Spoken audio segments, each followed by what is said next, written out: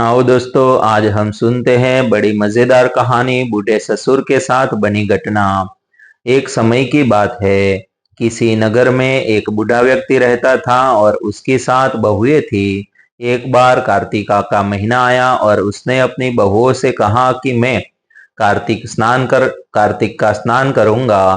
क्या तुम इसे निभा दोगी? 7 में से 6 बहुओं ने मना कर दिया, लेकिन बड़ी बहू ने कहा कि मैं निभा दूंगी। बूढ़ा हर रोज सुबह उठता और नदी पर स्नान कर घर आता। गीली धोती को वह बड़ी बहू के आंगन में सुखा देता। जैसे जैसे उस गीली धोती में से पानी की बूंदें जमीन पर गिरती, वैसे ही वह हीरे मोतियों में बदल जाती। धोती से हीरे मोती गिरते देख बाकी 6 बहुओं से रहा नहीं गया और वे बोली कि हम भी बूढ़े को अपने यहाँ नहाने को बोलते हैं। उन्होंने कहा कि पिताजी, आप कल से हमारे यहाँ कार्तिक नहा लेना। बूढ़े ने कहा कि ठीक है, मुझे तो नहाना ही है, मैं तुम्हारे यहाँ नहा लूंगा। बूढ़ा सुबह सवेरे स्नान करके आया और धोती उसने दूसरे दिन दूसरी बहू के आंगन में सुखाने के लिए डाल दी, लेकिन यहाँ हीरे मोती की बजाय कीचड़ टपकने लगा।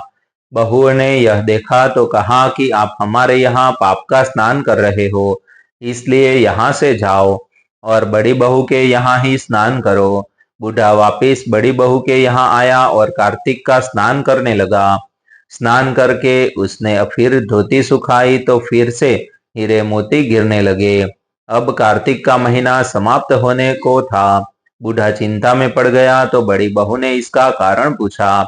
उसने कहा कि कार्तिक स्नान समाप्त होने को है और मेरा मन है कि मैं सारे परिवार को एक दिन खाने का न्योता दूं। बड़ी बहू ने कहा कि पिताजी, इसमें चिंता की क्या बात है, आप सभी को बुला ले, मैं खाना बना दूंगी। बूढ़ा सभी को निमंत्रण देने गया तो बाकी बहुओं ने कहा कि जब तक यह घर पर रहेगी हम खाने पर नहीं आएंगे।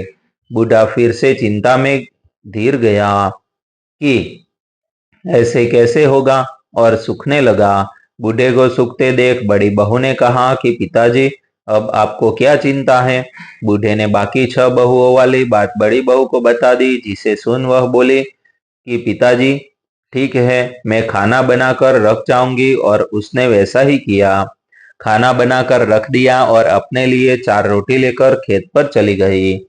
इधर 6 बहुओं ने खाना खा लिया, लेकिन जाने से पहले बाकी बचे खाने में कंकड़ पत्थर डाल गई कि बड़ी बहू आएगी तो परेशान होगी। इधर खेत में बैठकर बड़ी बहू कहने लगी कि राम जी की चिड़िया, राम जी का खेत, चुग लो चिड़िया भर भर पेट।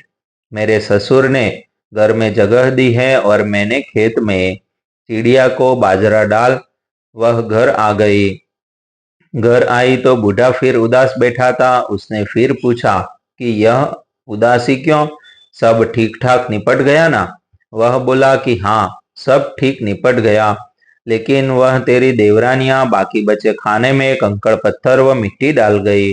बहू ने कहा कि कोई बात नहीं पिताजी, मैं तो अपने लिए 4 रोटी फिर बना लूंगी। बहू बूढ़े से बात कर घर के भीतर जाकर खाने को देखती है, लेकिन वह देखती है कि जिस खाने में वे सब कंकड़ पत्थर डालती हैं, वह हीरे मोती में बदल गए हैं। घर की जगह महल खड़ा हो गया और धन दौलत से भर गया। अन्न के भंडार घर में भरे पड़े हैं। वह बूढ़े को बुलाकर कहती है कि पिताजी, आपने तो कहा था कि मेरे लिए कुछ नहीं बचा, लेकिन यहाँ तो हीरे मोतिया के भंडार हो गए हैं। पूरे घर में धन की वर्षा हो रही है। साधारण सा घर महल में बदल गया है।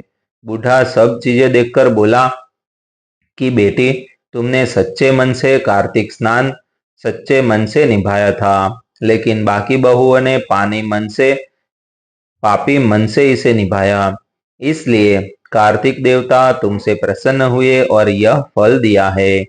कार्तिक देवता जैसे अपने बड़ी बहू की सुनी, वैसे ही आप सभी की सुनना। दोस्तों, ऐसी नई नई कहानी देखने के लिए हमारे चैनल आप सब्सक्राइब कर लीजिए और वीडियो को लाइक कर दीजिए और अपने दोस्तों को शेयर कर लीजिए।